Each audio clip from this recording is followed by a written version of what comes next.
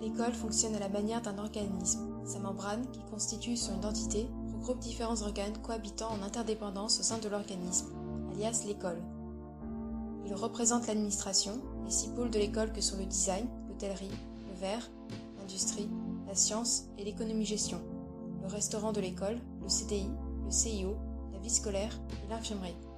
Les cellules représentent la diversité des acteurs de l'école. Il y a les élèves, dispersés selon leur âge et leur formation. Les professeurs interviennent dans les groupes d'élèves que le corps administratif leur a attribués.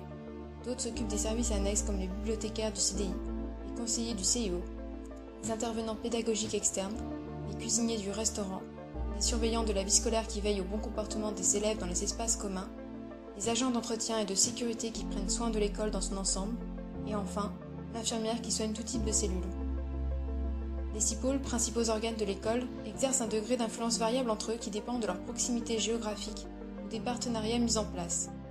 Les espaces de circulation et de stagnation communs sont également propices à la rencontre et à l'échange entre les différentes cellules.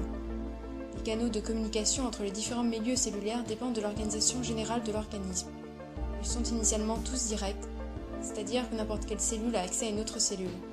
Mais des facteurs géographiques, culturels et sociaux semblent affecter la qualité de communication entre elles. Quel support pourrait optimiser les échanges entre les cellules? Je souhaite observer les médias déjà existants et réfléchir aux moyens d'apporter une cohérence dans les multiples échanges réalisés au sein de l'école. J'aimerais réfléchir à une signalétique ergonomique en portant mon regard sur la visibilité de celle-ci.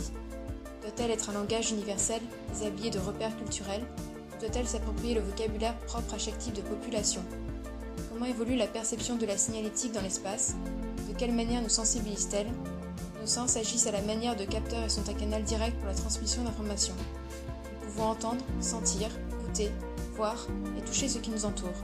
J'aimerais étendre ma recherche sur la signalétique en prenant en compte ces multiples capteurs.